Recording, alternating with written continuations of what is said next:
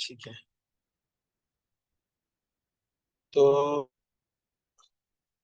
श्रील सनातन गोस्वामी का अप्रकट दिवस तिरुभाव दिवस आज है, और साथ में गुरु पूर्णिमा व्यास पूर्णिमा आज है।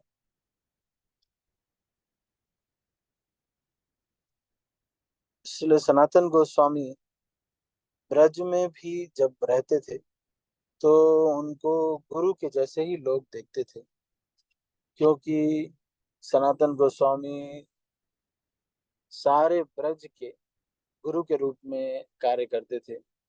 जब वो घरों में जाते, भिक्षा करने के लिए कहीं पर जाते, तो कई बार लोग बैठा लेते और उनसे घर गृहस्थी की बात सुलझाने के लिए पूछते।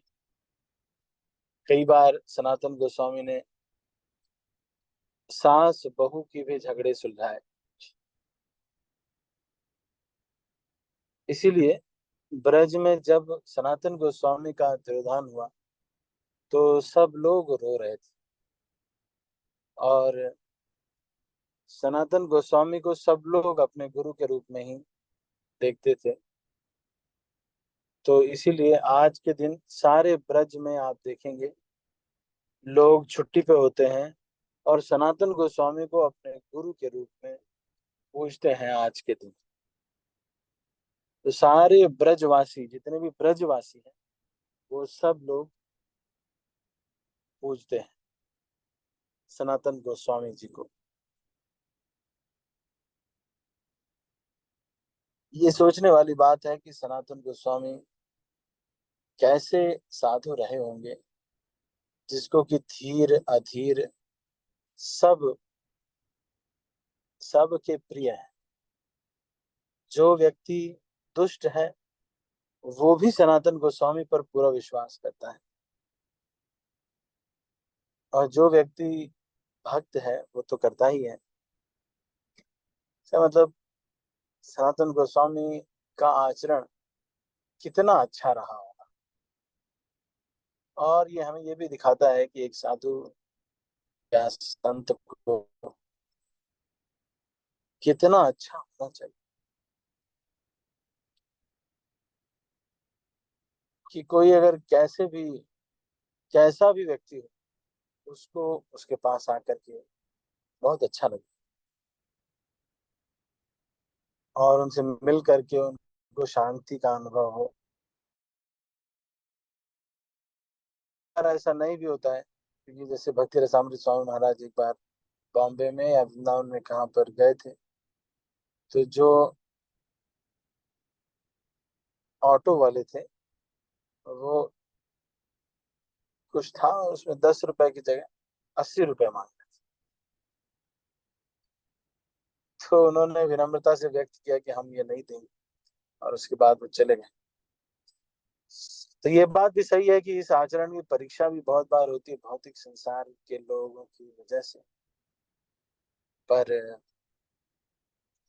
कैसे आचार्य रहे होंगे सनातन गोस्वामी, सच में कि उनका जो कोई भी व्यक्ति उनसे जलन नहीं कर रहा है। धीर अधीर जनक प्रिय। सनातन गोस्वामी के बारे में बहुत सारी कथा विस्तार से कही जा सकती है, कि सनातन गोस्वामी ने किस तरह से अपने भाई रूप गोस्वामी के द्वारा रखा हुआ जो सोने की सिक्कों से भरा हुआ नाव जो थी, वो पूरी लेकर के आधा भगवान ब्राह्मणों में और प्रचार में दे दिया, आधा बांट दिया रूप गोस्वामी ने अपने रिश्तेदारों में, और कुछ 25% और 25% अपने लिए रख लिया था फ्यूचर के लिए। और उसी 25% को यूज करके सनातन गोस्वामी ने जेलर जो था उसको बोला कि देखो तुम तो जिंदा पीर हो, जिसने उनको जेल में कैद किया था। कहा कि तुम तो जिंदा पीर हो, तो उस जेलर को उन्होंने इस तरह का घूस दे करके वहां से चैतन्य महाप्रभु के सेवा में आ गए। हमें ये सिखा रहे हैं कि कृष्ण भक्ति, कृष्ण भजन, कृष्ण को समर्पण करना, इसके लिए कोई भी सैक्रिफाइस अगर करना पड़े तो वो छोटा है।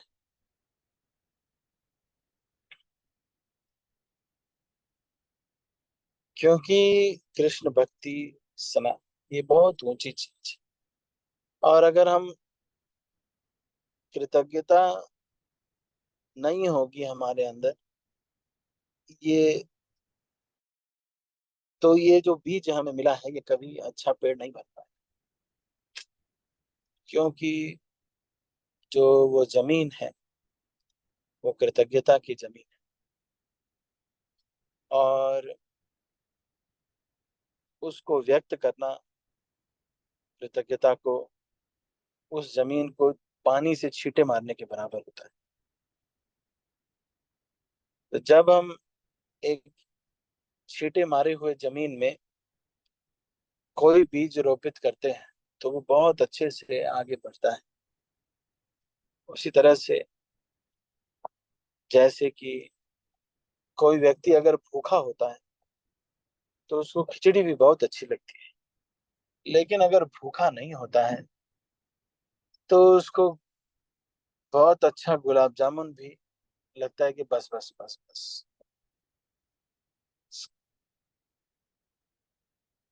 इसका मतलब ये है कि स्वाद का बहुत ज्यादा हिस्सा उसकी तृष्णा पर निर्भर करता है। ये संसार की यही रीति है, जो भी वस्तु हमको मिल जाती है वो सस्ती हो जाती है। जो वस्तु हमको नहीं मिलती वो हमको दुर्लभ लगती है। और जैसे ही वो मिल जाती है वो हमें सस्ती लगती है। तो सनातन गोस्वामी से हमें सीखना चाहिए कि कैसे धीर अधीर दोनों प्रकार के धीर लोग ऐसे हैं जो कि समझते हैं कि हर चीज को देख करके समझ रहे हैं।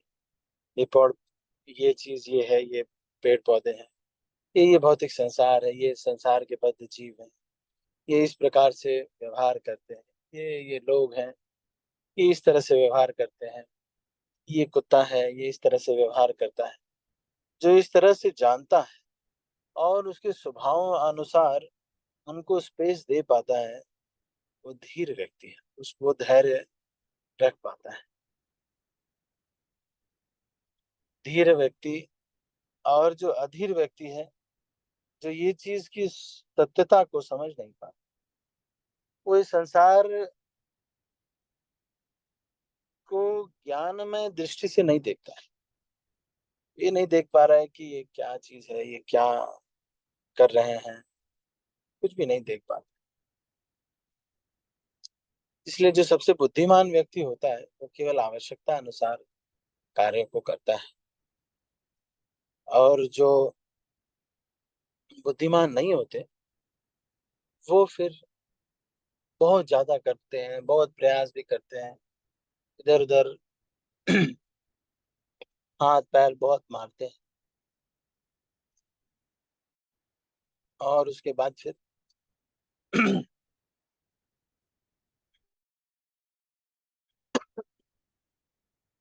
बहुत अधिक जो है उनका मन चंचल हुआ रहता है।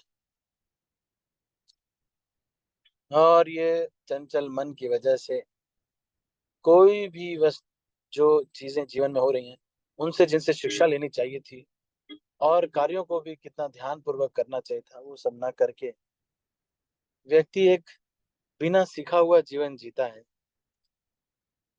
बहुत बुढ़े होने के बावजूद भी उसको कुछ नहीं आता होता, कुछ पता ही नहीं होता, क्योंकि वो अधीर है।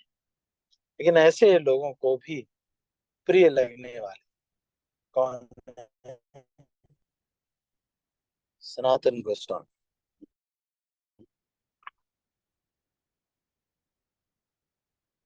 तो ये हमसे आज के दिन व्रत रहते हैं बहुत सारे लोग। कई लोग आज गोवर्धन की परिक्रमा भी करते हैं। आप अगर जाएंगे तो गोवर्धन में वहाँ बहुत सारे लोग परिक्रमा करते हैं।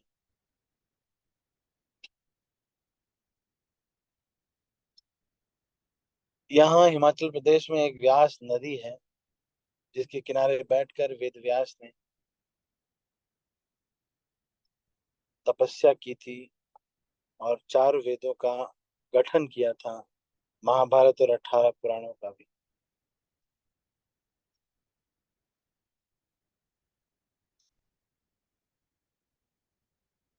तो ये जो व्यास वर्ड है, ये कई सारे संतों को का नाम एक साथ है। मतलब वो एक पदवी है, व्यास।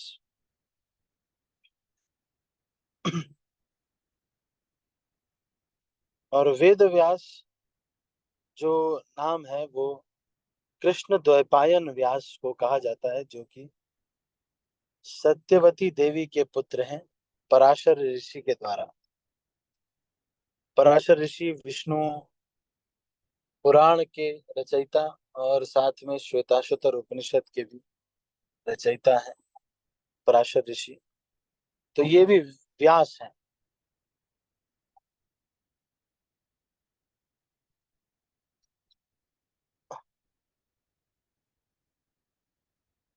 जब द्वापर युग और त्रेता युग की संधि जब चल रही थी, उसी समय पराशर मुनि एक झील थी उसके किनारे से जा रहे थे।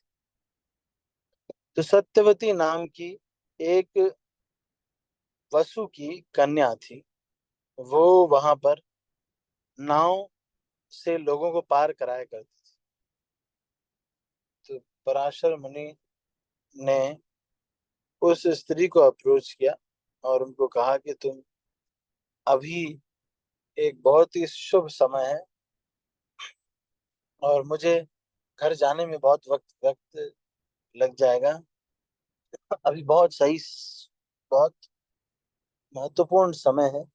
इस समय अगर कोई जीव उत्पन्न होगा तो वो बहुत प्रकांड विद्वान होगा। इस तरह से कह करके सत्यवती को उन्होंने कन्विंस किया। ये छोटी बालिका थी।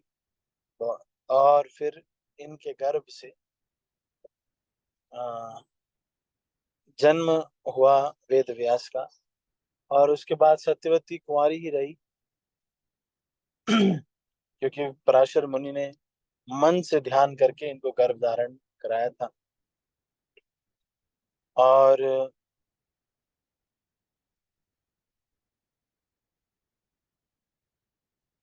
वेद व्यास जो थे वो बहुत ही कुरूप थे, बहुत काले थे। और इनका जो जन्म हुआ था वो सती और मती, इन दो नदियों के जो संगम है उस पर इनका जन्म हुआ था। इसलिए इनका नाम द्वैपायन हुआ था। और जब उन्होंने वेदों को चार भागों में बांट दिया और अपने शिष्यों को दे दिया अध्ययन करने के लिए, तो ये वेद व्यास कहलाए। तो कृष्ण द्वैपायन।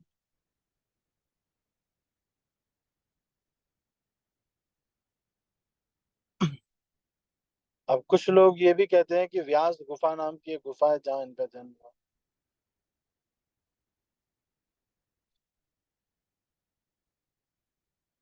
जो जो भी हो।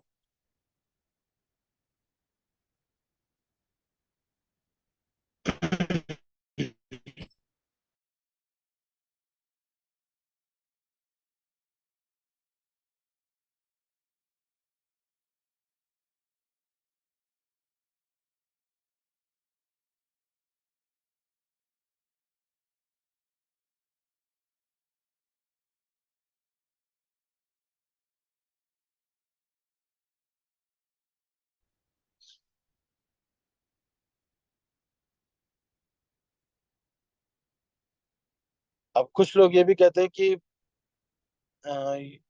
यमुना नदी के अंदर एक द्वीप बना करके पराशर ऋषि ने अ, इनको जन्म दिया था, जन्म करवाया था।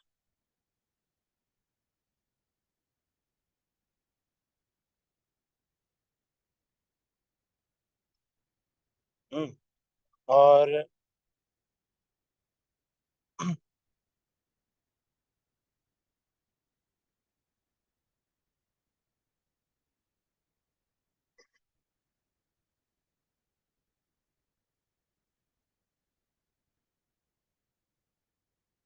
इसी की कहानी बता रहे हैं कि किस प्रकार से वो जो बालिका थी वो मत्स्य गंधा थी, और बाद में वो अ, पद्म गंधा बन गई थी। हुआ ये था कि ये जो मत्स्य गंधा जो बालिका थी, ये एक मछली के गर्भ से जन्मी थी।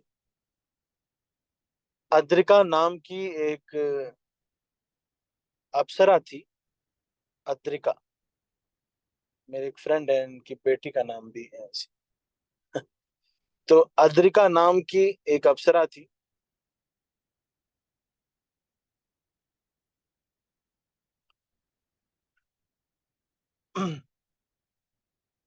जो कि दो बच्चे जिसको हुए थे,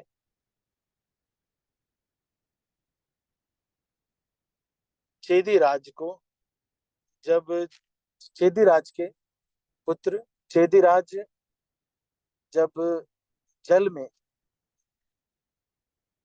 एक समय दो जानवरों को संग करते हुए देख करके इनके मन विचलित हुआ था, और इससे चेदी राज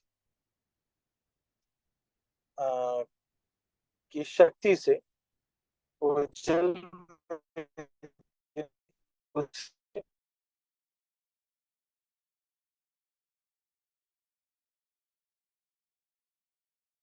उसको ये दो बच्चों को जन्म दिया था।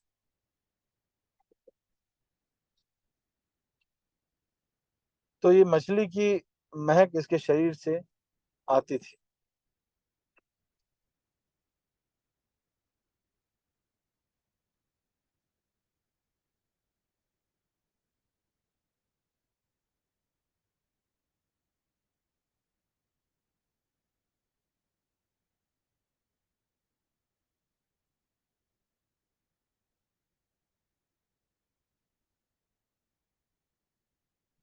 तो इस तरह से वहां पर फिर विष्णु ये द्वैपायन व्यास का पहले जो मैंने इस कहानी बताई उससे जन्म होता है, और उन्होंने बताया कि ये भगवान विष्णु का अंश होगा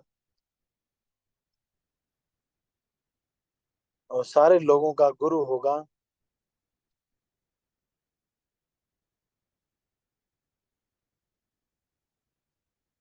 तो व्यास देव बाद में इसी द्वीप पर आकर के श्रीमद् भागवतम बोलते हैं।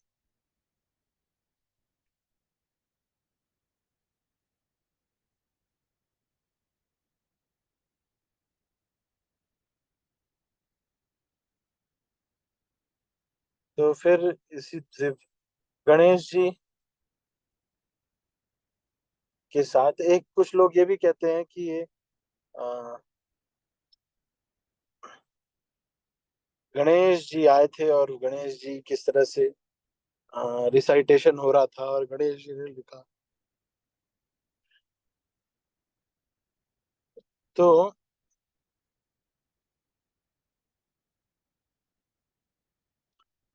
जब उन्होंने सृष्टि की भले के बारे में सोच करके उन्होंने श्रीमद् भागवतम की का कंपाइलेशन किया।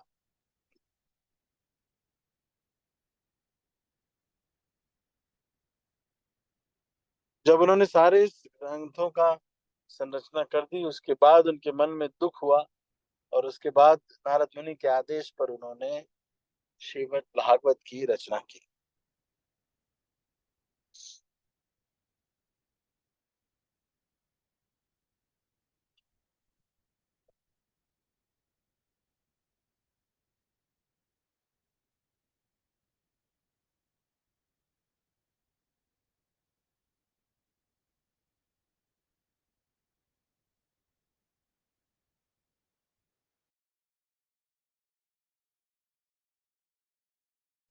ठीक।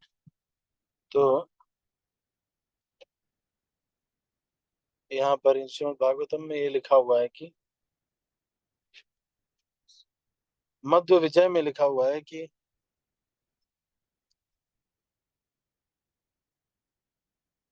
मध्वाचार्य वहां पे गए थे उत्तर बद्री में, और वहां जाकर के वेद व्यास से सीख करके आए थे, और उसके बाद महाभारत, तात्पर्य, निर्णय इत्यादि ग्रंथों को उन्होंने लिखा था, मध्वाचार्य।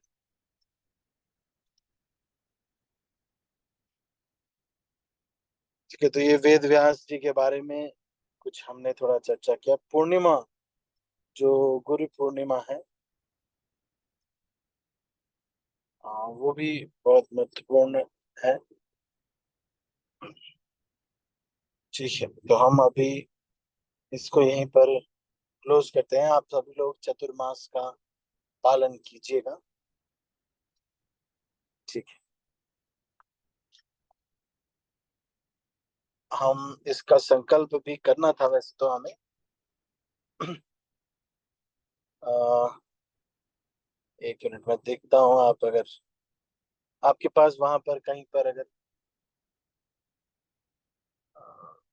जल है तो जल ले करके, नहीं तो ऐसे ही आप कर सकते हैं।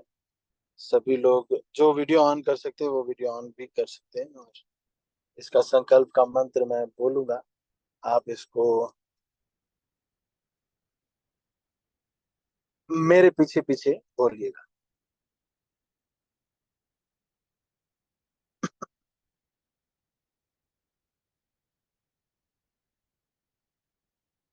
तो जैसा कि कल परसों ये बता दिया गया था आपको, रात्रि देवी किस तरह से, वो कहानी है कि रात्रि देवी जाती हैं भगवान वराह से पूछती हैं, वो सारी कहानी आपको क्लियर जाती चतुर्मास।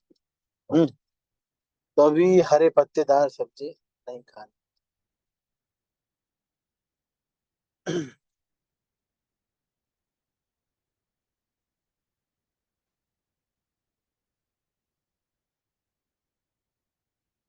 तो इसको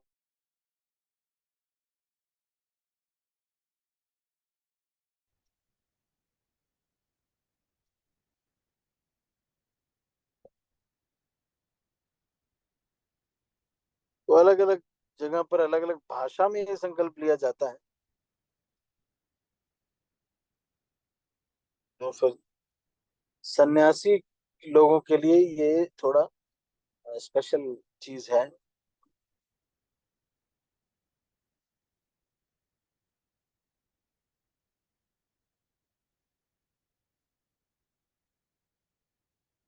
तो यहाँ पर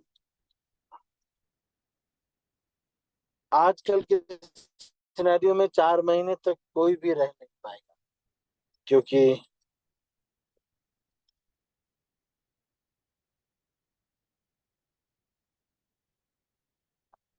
क्योंकि अब आजकल इतने सारे डिस्टरबेंस है। हम्म,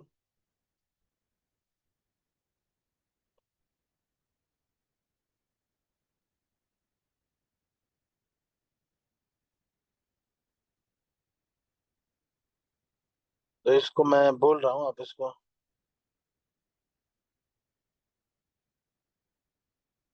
अ, बोलिए मेरे पीछे पीछे।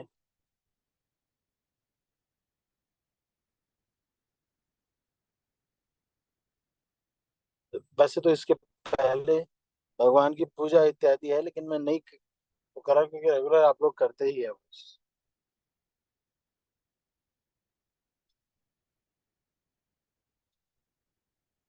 हम्म। तो मैं इसका संकल्प बोल रहा हूँ, आप इसको करिएगा सीधा। मैं संकल्प बोल रहा हूँ।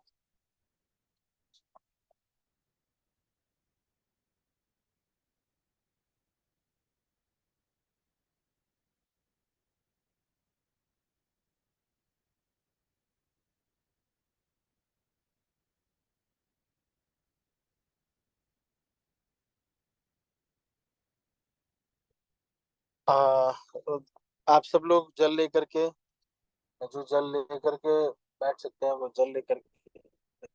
तो एक मिनट में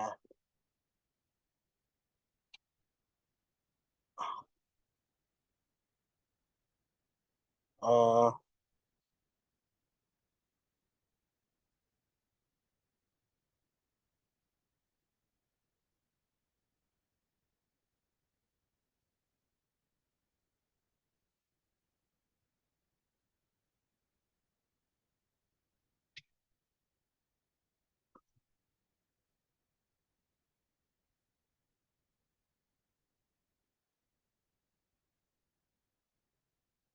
वैसे तो मैंने इसका संकल्प ये इसमें तो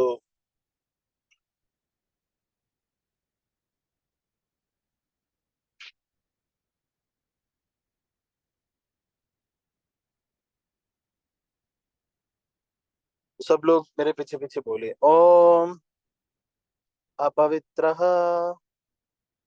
पवित्रो वा सर्वावस्थां गतोऽपि वा यः स्मरेत्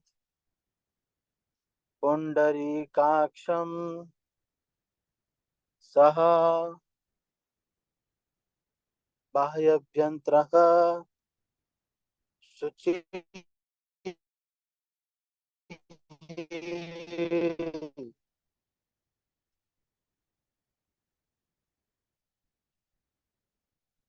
ये समझ में आया? समझ में आया सबको? सब लोगों ने लिख लिया? सब लोगों ने, अच्छा सब लोगों ने इसको बोला? कोई अनम्यूट करके बताएंगे आप लोग, हो गया कि नहीं हो गया? हरे यस कृष्ण प्रभु जी। जी प्रभु जी। लास्ट वाला प्रभु जी नहीं समझ में आया, लास्ट वाला शब्द जो इस बार का। हो गया मेरे? आपने ये मंत्र ये जो हरे जल कृष्ण आपने हाथ में लिया था उसको, हाँ हरे कृष्ण। हो रहा है प्रभु जी, वॉइस ब्रेक हो रहा प्रभु जी आपका। अच्छा वॉइस वॉइस ब्रेक हो ब्रेक। रहा है, हाँ देख रहे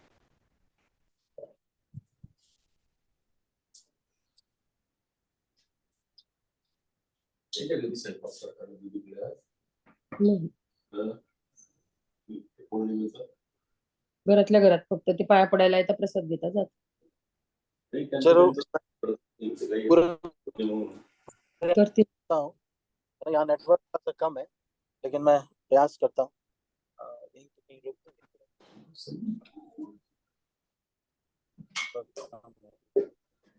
संकल्प करना। तो मैं इसको रिकॉर्ड भी कर दूंगा, तो आप लोग जो लोग नहीं कर पाए हैं, शुरू कल से होगा, महीना जो है वो कल से शुरू होगा। आज आज से आपको संकल्प तो कर रहे हैं क्योंकि इस्कॉन में हम जो है पूर्णिमा से पूर्णिमा लागत जाईल आता. चातुर्मास सुरू झाला.